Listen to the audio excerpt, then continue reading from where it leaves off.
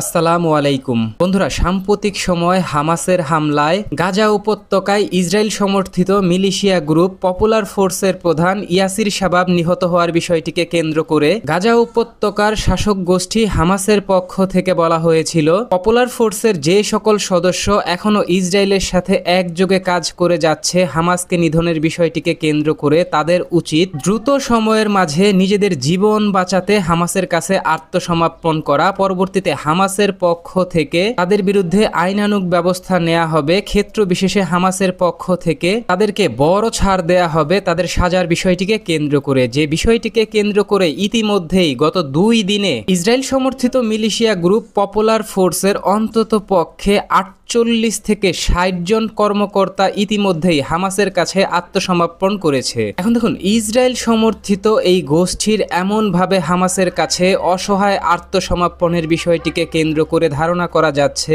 Israel Gaza উপত্যকার অভ্যন্তরে হামাসকে প্রতিহত করতে অত্যন্ত সূক্ষ্ম কৌশলে যেই মিলিশিয়া গ্রুপগুলোকে গড়ে তুলেছে, সেই মিলিশিয়া গ্রুপগুলোর এখন শেষ পরিণতি হতে চলেছে হামাসের কাছে অসহায় আত্মসমর্পণ। যে বিষয়টিকে কেন্দ্র করে নিশ্চিত করেই বলা যায় ভবিষ্যতে গাজা উপত্যকায় অভ্যন্তরীণ গৃহযুদ্ধ তৈরি করতে ইসরায়েলের যেই দীর্ঘদিনের প্রচেষ্টা ছিল তা পুরোপুরি ব্যর্থ হতে চলেছে, যা ইসরায়েলি সশস্ত্র বাহিনী আইডিএফ এর জন্য অত্যন্ত পীড়াদায়ক একটি বিষয়। কারণ হিসাব অনুযায়ী গাজা উপত্যকার যে সকল স্থানে শরণার্থী শিবিরগুলো রয়েছে সেই শিবিরগুলোতেই অবস্থান করত এই পপুলার ফোর্সের সদস্যরা, এবং ক্ষেত্র বিশেষে আশপাশে থাকা এই যে হামাস যোদ্ধারা যারা ছিল এই শিবিরগুলোর নিরাপত্তা নিশ্চিত করার বিষয়ে তাদের উপর হামলা পরিচালনা করত। ক্ষেত্র বিশেষে এই পপুলার ফোর্সের সদস্যরা হামাস বিরোধী কর্মকাণ্ড চালানোর একটি পার্ট হিসেবে গাজা উপত্যকার যারা রিফিউজি হিসাবে ছিল শরণার্থী শিবিরগুলোতে তাদের কাছে এই হামাস বিরোধী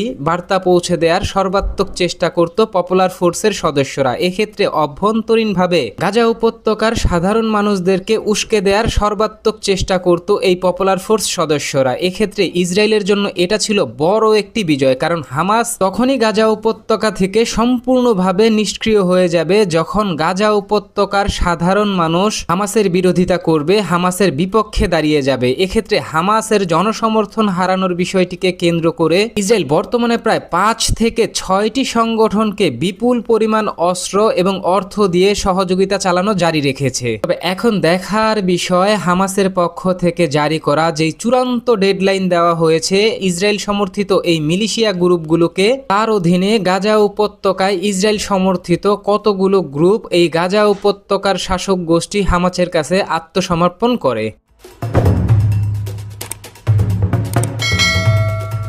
বন্ধুরা, ইসরায়েলি সশস্ত্র বাহিনী নতুন করে যখন ইরাক, সিরিয়া, লেবানন এবং গাজা উপত্যকার অভ্যন্তরে অন্তত 4টি ফ্রন্টে বড় ধরনের হামলা পরিচালনা করছে, তখন ইসরায়েলের পক্ষ থেকে প্রকাশ করা নতুন এক বিবৃতিতে নিশ্চিত করা হয়েছে চলমান গাজা উপত্যকার দীর্ঘ 2 বছরের যুদ্ধে এখনো অবধি ইসরায়েলি রিজার্ভ ফোর্স এবং ইসরায়েলি রেগুলার ফোর্সের অন্ততপক্ষে 22,000 সেনা সদস্য গাজা উপত্যকার স্বাধীনতাকামী সংগঠন হামাস এবং লেবাননের হিজবুল্লাহ, পাশাপাশি ইয়েমেনের হুথিদের হামলায় বিপুল পরিমাণ ক্ষয়ক্ষতির শিকার হয়েছে। এক্ষেত্রে ইসরায়েলি প্রতিরক্ষা মন্ত্রণালয় নিশ্চিত করেছে আহত ইসরায়েলি এই 22,000 সেনা সদস্যের অধিকাংশ সেনা সদস্যই বিভিন্ন ধরনের জটিল এবং কঠিন মানসিক রোগে ভুগছে। ঠিক একইভাবে ইসরায়েলি সশস্ত্র বাহিনীর এই সেনা সদস্যরা কেউ হামাসের হামলায় অন্ধত্ব বরণ করেছে, কেউ হাত পা বিসর্জন দিয়েছে, পাশাপাশি ক্ষেত্র বিশেষে অর্ধ পাগল অথবা পূর্ণাঙ্গ রূপে পাগল হয়ে গেছে। যে বিষয়টিকে কেন্দ্র করে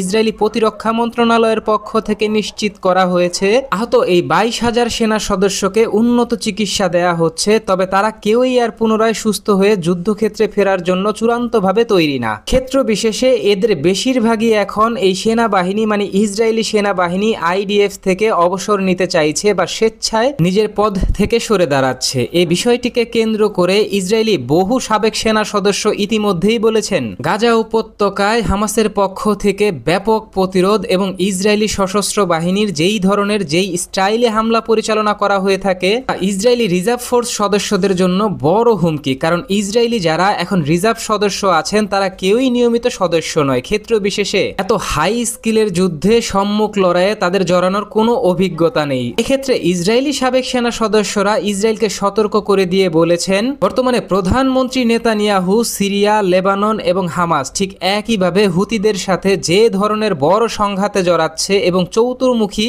সংঘাতে ধীরে ধীরে যেভাবে ইসরায়েলকে ধাবিত করছে তা ইসরায়েলি সশস্ত্র বাহিনীকে ভবিষ্যতে বড় সেনা সংকটে ফেলবে। কারণ ইসরায়েলি সশস্ত্র বাহিনী বা রেগুলার ফোর্সের যে সদস্যরা আছেন ক্ষেত্র বিশেষে তারাও এখন বিরোধিতা করছে একসাথে অন্ততপক্ষে 3 থেকে 4টি ফ্রন্টে এইভাবে যুদ্ধ পরিচালনা করার বিষয়টিকে। পাশাপাশি রিজার্ভ ফোর্সের যেই সদস্যরা বিশ্বের বিভিন্ন দেশে চাকরি করছে, পাশাপাশি ইসরায়েলের অভ্যন্তরেও রয়েছে, তারা এখন ধীরে ধীরে ইসরায়েলি সেনাবাহিনীর এই করুণ পরিণতি দেখে এবং ইসরায়েলি প্রধানমন্ত্রী মিস্টার বেনিয়ামিন নেতানিয়াহুর এমন যুদ্ধ মনোভাব দেখে সেনাবাহিনীতে যোগ দিতে চূড়ান্তভাবে অপারগতা প্রকাশ করছে। তবে এখন দেখার বিষয়, ইসরায়েলি প্রধানমন্ত্রী মিস্টার বেনিয়ামিন নেতানিয়াহু ইসরায়েলি সশস্ত্র বাহিনীর এত দুর্বলতা থাকার পরেও এবং অভ্যন্তরীণ হুমকি মোকাবেলা করেও কি সিরিয়া, লেবানন, ইরাক এবং গাজা উপত্যকায় হামলা পরিচালনা করা অব্যাহত রাখে কিনা।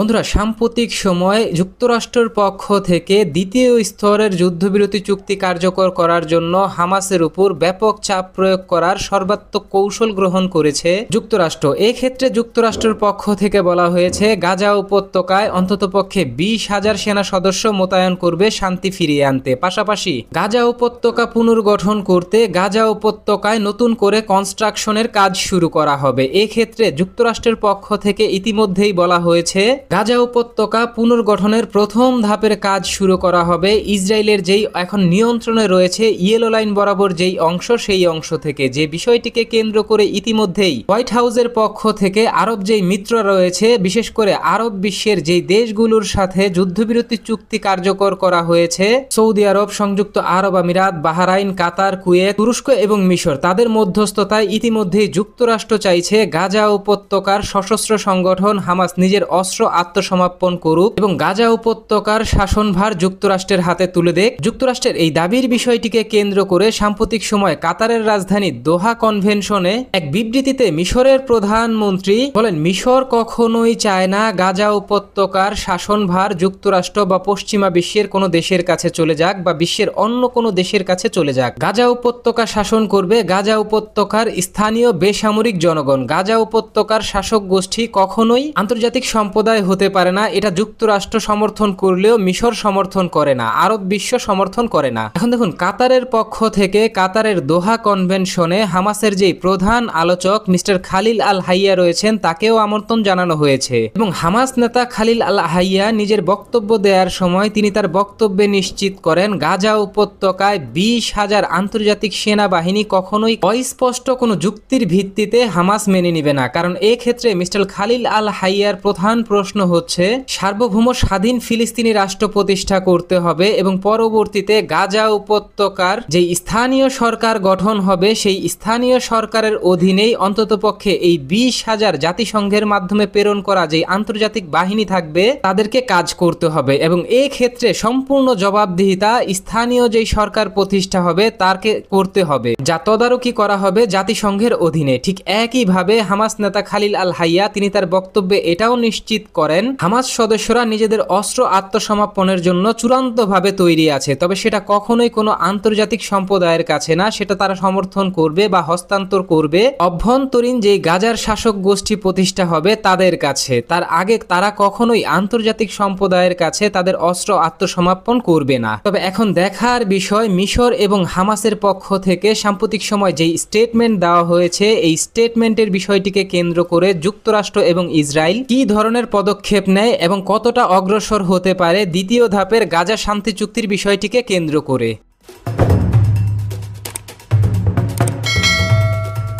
বন্ধুরা, ইসরায়েল সমর্থিত হামাস বিরোধী গাজা উপত্যকার পপুলার ফোর্স মিলিশিয়া গ্রুপের প্রধান আবু শাবাব নিহত হওয়ার পরবর্তী সময় হামাসের পক্ষ থেকে যখন চূড়ান্ত ডেডলাইন দেওয়া হয়, এই ডেডলাইনের বিষয়টিকে কেন্দ্র করে ধীরে ধীরে ইসরায়েল সমর্থিত এই মিলিশিয়া গ্রুপগুলো হামাসের কাছে আত্মসমর্পণ করছে। ঠিক একইভাবে মিশরের পক্ষ থেকে চূড়ান্তভাবে যুক্তরাষ্ট্রের দাবি এবং ইসরায়েলের দাবি অনুযায়ী গাজা উপত্যকার অভ্যন্তরে অস্থায়ী বিদেশি সরকার গঠন করার বিষয়টিকে কেন্দ্র করে বড় ধরনের পদক্ষেপ নেওয়া এ সম্পর্কে আপনি কি ভাবছেন? আপনার গুরুত্বপূর্ণ মতামতটি জানিয়ে দিন কমেন্ট বক্সে। এবং আমাদের ভিডিওটি ভালো লাগলে আমাদের সমর্থন করতে ভিডিওটিতে লাইক, কমেন্ট, শেয়ার এবং চ্যানেলটিকে সাবস্ক্রাইব করে সঙ্গে থাকুন।